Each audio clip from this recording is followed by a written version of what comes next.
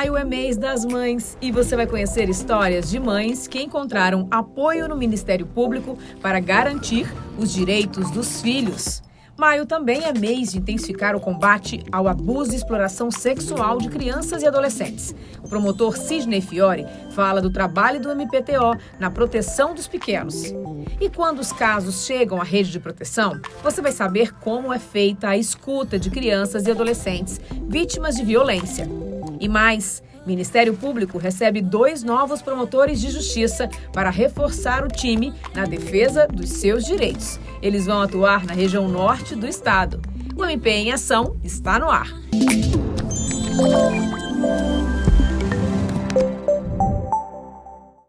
Oi, eu sou Kézia Reis e este é o MP em Ação do mês de maio, mês das mães. E quando o assunto é defender os direitos dos filhos, elas entram em ação. E aqui, no Ministério Público, que elas encontram apoio.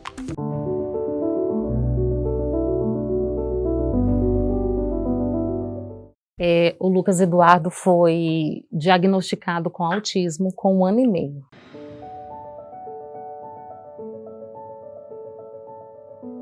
Daí por diante foi uma corrida, né? Atrás dos médicos, psicólogos, fono, porque ele não falava nada, nenhuma palavra. Nós ficamos nessa corrida ligando e nada de conseguir as consultas.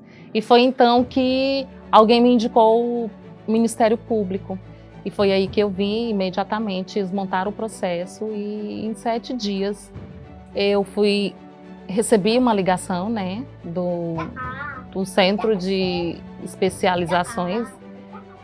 E marcaram as consultas e ele começou, até hoje ele está sendo atendido, né, por este órgão. A evolução dele, nós conseguimos ver a evolução, né, a socialização entre as crianças, porque antes ele era bem tímido, ele era só na dele mesmo, né, e hoje não, ele já consegue interagir com as pessoas, ele já consegue soltar algumas palavras, agora ele já está começando a falar mesmo, porque antes, no início, ele foi diagnosticado não verbal.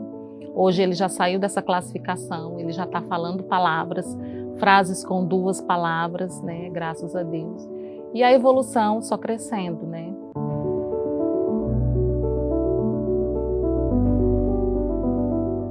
O Antônio Henrique, ele nasceu prematuro e nasceu com 1,165 kg, ele foi entubado 2 vezes e ficou internado 44 dias entre o UTI e o UI.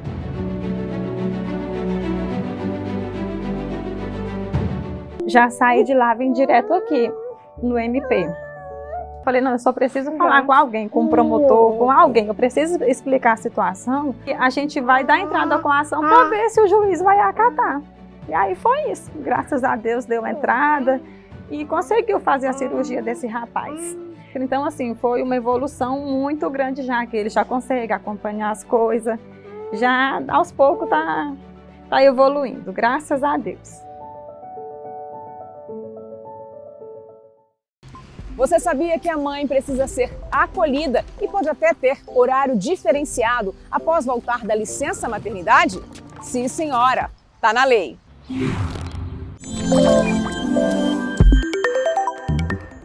Está na Lei número 14.457 de 2022, que instituiu o programa Emprega Mais Mulheres, destinado à inserção e à manutenção de mulheres no mercado de trabalho.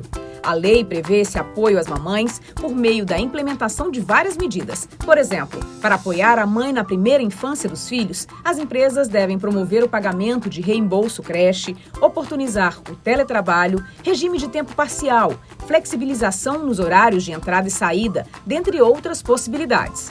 Também prevê incentivo à qualificação das mulheres em áreas estratégicas para o crescimento profissional. A prevenção e combate ao assédio e outras formas de violência no âmbito do trabalho também são destaques na legislação, além de estímulo ao microcrédito para mulheres que desejam empreender. O Ministério Público ganhou 2 novos reforços na defesa dos seus direitos. Gustavo Henrique e Isadora Sampaio são os novos promotores. Vem cá conhecer um pouquinho mais sobre eles. O Ministério Público do Tocantins recebeu com alegria seus novos integrantes. A posse reuniu o Colégio de Procuradores e autoridades para dar as boas-vindas a Gustavo Henrique Lopes Fragoso e Isadora Sampaio Mendonça. Bora conhecer melhor essa dupla que passa a reforçar a luta pelos seus direitos? Gustavo Fragoso tem 33 anos. Ele nasceu em Natal, capital do Rio Grande do Norte, é formado em Direito pela Universidade Federal do Rio Grande do Norte e antes da posse como promotor de justiça exercia a advocacia. Eu espero poder contribuir com o Ministério Público do Tocantins, esse estado que é o mais jovem do país, né, poder contribuir da melhor forma possível para tentar impactar positivamente na sociedade. Para lhe conhecer um pouco mais, gosta de praticar esporte? Tem uma comida preferida? Tem um hobby? Eu adoro churrasco, sou fã de churrasco, gosto muito de cinema, quase todo final de semana eu vou no cinema e também pratico atividade física. Eu passei muito tempo sem praticar por causa do concurso público, eu não tinha tempo, mas voltei. São os meus hobbies, né? Basicamente isso. Isadora Mendonça tem 40 anos e nasceu em Goiânia. Graduou-se em Direito pela Universidade Federal de Goiás e foi servidora do Supremo Tribunal Federal. Eu sou uma pessoa extrovertida, eu gosto muito de participar de eventos na comunidade, eu adoro fazer exercícios físicos, receber pessoas em casa, receber meus familiares, fazer jantar para os meus amigos e eu gosto muito também dos meus pets, que eu tenho cachorrinhos e gatinhos. Também estou muito animada e o Dr. Abel, o Procurador-Geral de Justiça, falou para mim que talvez eu iria para Ananás. Estou muito feliz em poder contribuir com essa comunidade e espero que ela me receba de braços abertos. Sejam bem-vindos, Gustavo e Isadora. Os dois novos promotores substitutos começam a atuar nos próximos dias em promotorias da região norte do estado. Daqui a pouco você acompanha uma entrevista com o promotor de justiça Sidney Fiore sobre o combate ao abuso e violência sexual contra crianças e adolescentes.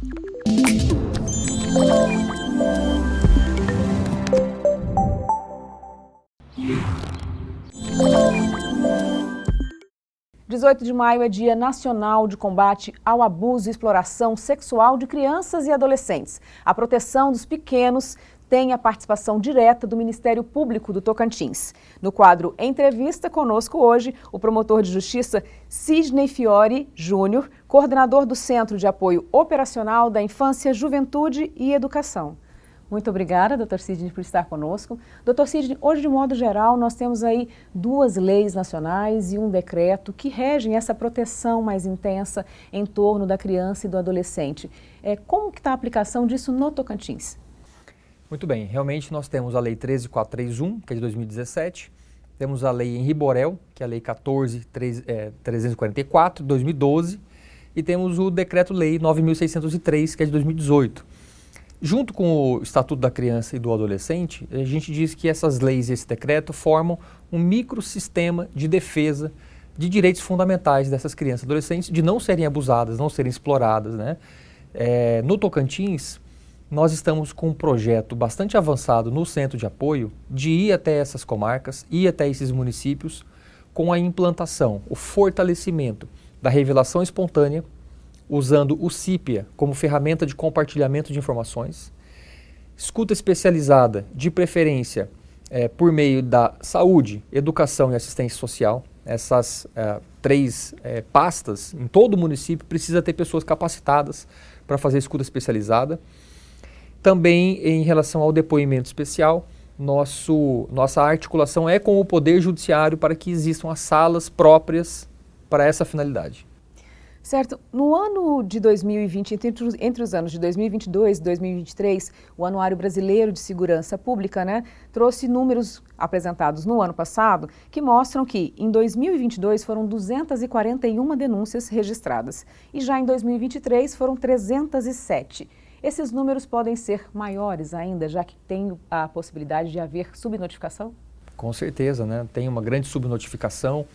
Lembrando que existem pesquisas que mostram que mais de 80% dos casos de violência contra crianças acontecem no seio familiar. Se acontecem no seio familiar, Para a criança é muito mais difícil fazer a denúncia, porque afinal de contas ela está denunciando alguém da própria família. E para criança, para qualquer pessoa é muito difícil você denunciar o seu pai, seu padrasto, seu avô, seu tio, para qualquer pessoa. Imagina para uma criança. Portanto, esses números com certeza não representam a totalidade e por isso se mostra muito importante a atuação, principalmente dos profissionais da educação. Porque essas crianças vão revelar pelo próprio corpo, por meio de sinais e sintomas, mudanças. Aquela criança que era feliz passa a ser triste, a criança que tinha boas notas não tem mais, comportamentos rebeldes, muitas vezes de automutilação. Esses comportamentos precisam ser identificados pelos profissionais lá na escola. E a partir desse, detectando esses sinais e sintomas, esses profissionais precisam saber qual é o fluxo de atendimento dessa criança para não gerar revitimização. Nesse contexto, a campanha do 18 de maio desse ano, né, que é sempre encabeçada pelo Ministério Público, traz o foco da preparação dessas pessoas que vão acolher essas crianças. Porque a criança, quando ela entende que sofreu uma violência, ela busca alguém da confiança dela para poder fazer essa revelação. Sim, esse ano, como todos os anos nós fazemos, esse ano teremos uma ampla campanha em redes sociais, em todas as mídias, e também queremos fazer um curso de capacitação sobre escuta especializada. Alô, municípios, presta atenção, faremos um curso bem interessante durante todo o ano de 2025. A nossa ideia é que esse curso se estenda também para outros anos, de maneira que todos os municípios do Tocantins nós tenhamos pelo menos 1, 2, 3 pessoas capacitadas para fazer escuta especializada. Bom, então a gente vai ver agora o lançamento oficial da campanha de 2025. Quando uma criança pedir ajuda, ouça, acolha, denuncie. Se você é um parente, use o poder da escuta para validar a fala da criança sem julgamentos. Se você é professor, fique atento a mudanças de comportamentos. Saber ouvir para saber proteger.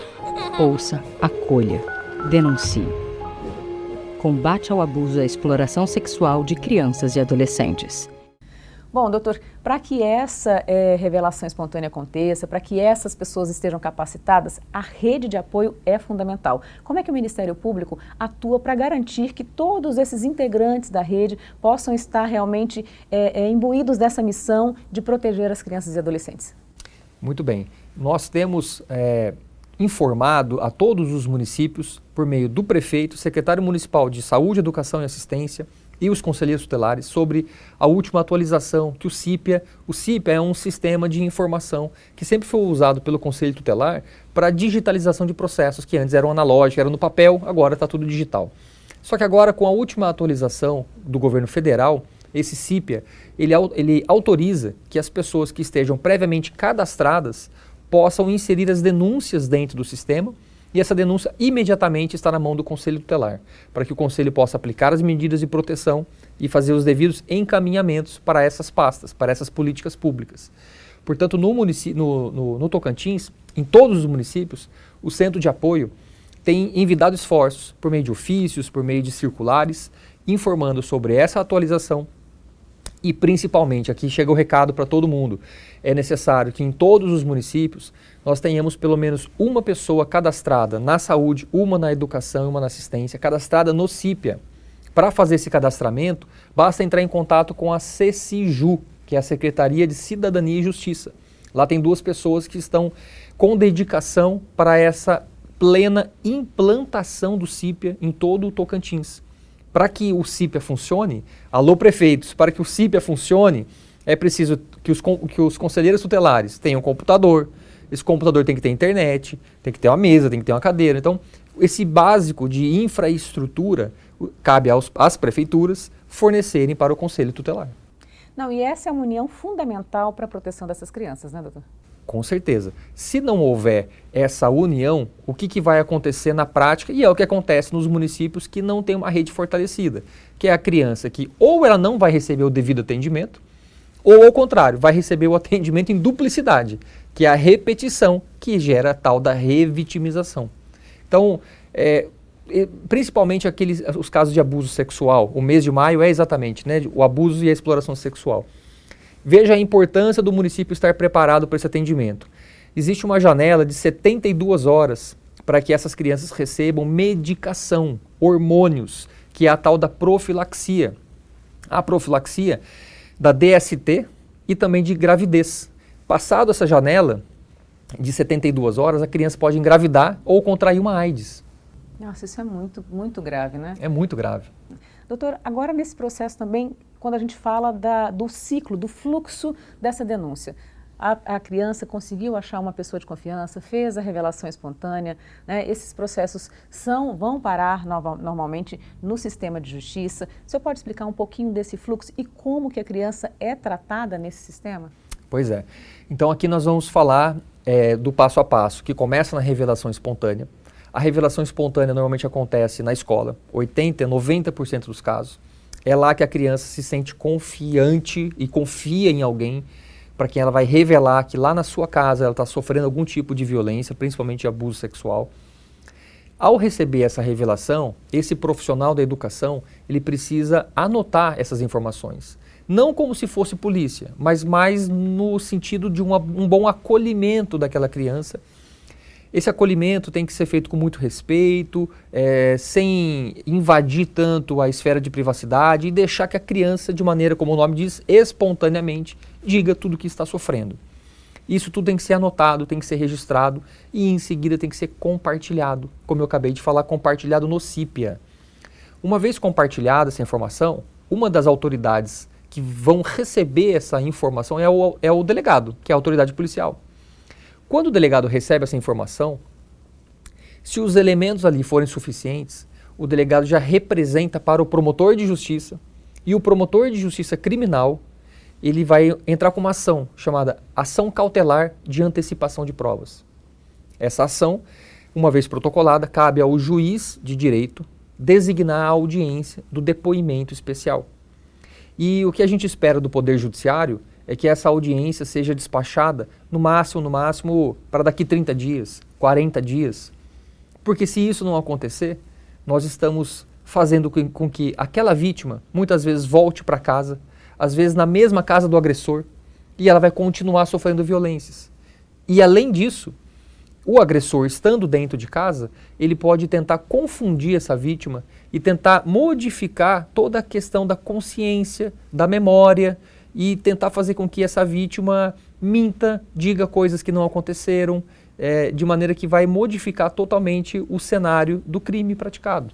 Doutor, só para a gente encerrar, num contexto social, do envolvimento da sociedade contra essa perversidade com crianças e adolescentes, né? Como, se uma pessoa comum, não foi no ambiente escolar, mas a pessoa é uma pessoa de confiança da criança e recebeu essa revelação espontânea, é um amigo da família, um tio, qual é o procedimento? Porque ela não deve ter acesso ao CIPIA, né? Então, qual seria o procedimento? O que ela deve fazer de imediato? Essa pergunta é ótima, porque é a partir de casos como esse que nós percebemos a necessidade de todos os municípios terem a escuta especializada implantada. Em casos como esse, essa criança tem que ser levada para a escuta especializada, porque é neste local que nós teremos pessoas capacitadas para saber ouvir de acordo com os protocolos reconhecidos internacionalmente de como se faz uma boa escuta, sem interferir, sem invadir, sem prejudicar, sem revitimizar, e de maneira que essa escuta especializada seja, enfim, compartilhada com todas as autoridades, com saúde, com educação, com assistência, com o delegado, com o juiz, com o promotor, com quem precisar de fato receber aquela informação, de maneira que a gente atue na perspectiva de prevenção em saúde, mas também na perspectiva criminal de persecução do agressor. Tá certo, doutor. Muito obrigada pela sua participação. E a gente conheceu aqui em Palmas 2 unidades onde é feita essa escuta especializada e onde essas crianças são ouvidas sem, de fato, ocorrer uma revitimização. Um lugar que reúne os principais atores de proteção para acolher crianças e adolescentes vítimas de abuso e violências. Este é o Centro de Atendimento Integrado 18 de Maio. A unidade funciona em Palmas e só em 2024 realizou 413 atendimentos de escuta especializada, vindos de todo o estado. Quando ela chega aqui, o representante legal, ou seja, o conselho tutelar, ou quem traz ela, faz o boletim de ocorrência e ela é encaminhada ou para escuta ou para o IML. né? Um dos dois. E aí, nesses lugares que são específicos e preparados, né, para fazer essa oitiva dessa vítima, que vai conversar com ela de forma acolhida, que vai conversar com ela de forma correta, para que ela conte o que aconteceu com ela espontaneamente, né, sem gerar um trauma maior. Aqui tem Delegacia da Infância e Adolescência, perícia do Instituto Médico Legal e sala de escuta especializada, além de espaços lúdicos.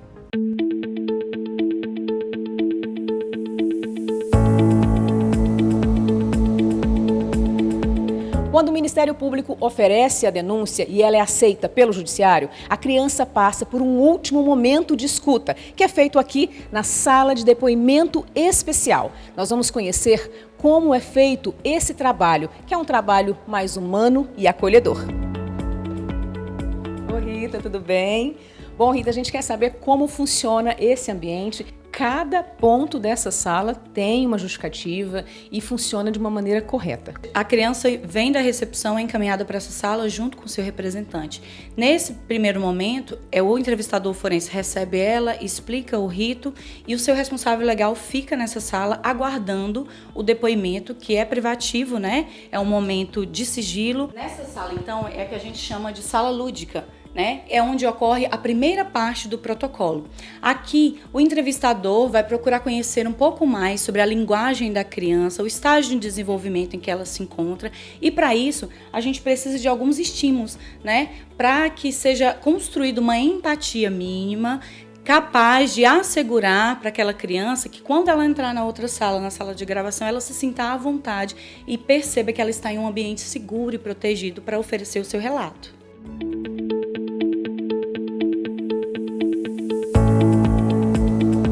Nessa sala, então, é o que a gente chama de sala de gravação. É onde o relato da criança vai ser colhido e gravado em áudio e vídeo e transmitido em tempo real para a sala de audiência onde estão os operadores do direito, os magistrados e os representantes, né? Nesse ambiente, ele é um ambiente com isolamento acústico, é um ambiente que conta também com banheiro para que ela evite ficar saindo, né? Tem uma disposição logística dos móveis para que ela se sinta minimamente confortável e acolhida, porque é aqui onde ela vai apresentar a notícia crime. Rita, aqui é o último momento que essa criança vai ser ouvida, né? E tem todo um cuidado para que ela não seja revitimizada, ela não passe de novo por um processo de violência? Sim, a doutrina de proteção integral, quando ela institui o sistema de garantia de direitos, ela visa exatamente isso. A não revitimização, né, que é aquela insistência sistemática de vir oferecer vários relatos ao longo do curso do processo judicial. Oferecido o relato livre, uma vez ele é gravado em áudio e vídeo, anexado aos autos, para que sempre que necessário, né, que for consultado por parte do sistema de justiça, ele possa consultar essa mídia a fim de atribuir a pena e responsabilizar o autor da violência.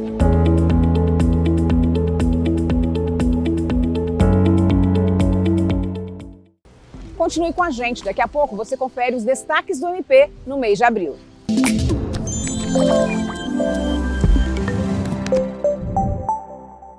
A atuação do MP no mês de abril foi intensa. Tudo para garantir os seus direitos.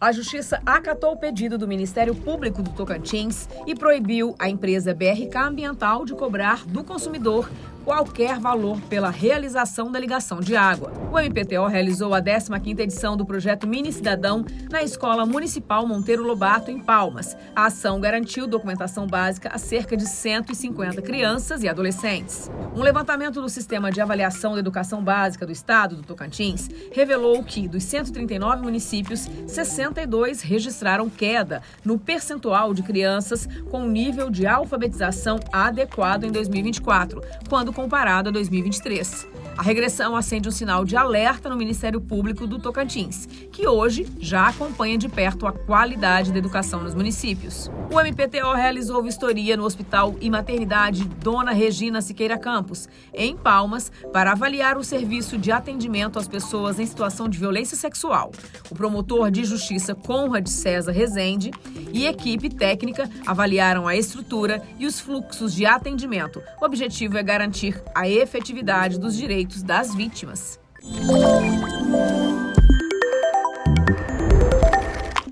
O MP pode utilizar o WhatsApp para enviar notificações a pessoas ou instituições quando, por exemplo, elas precisarem prestar algum esclarecimento. Para garantir mais segurança a este serviço, a Procuradoria-Geral de Justiça regulamentou o uso de aplicativos de mensagem.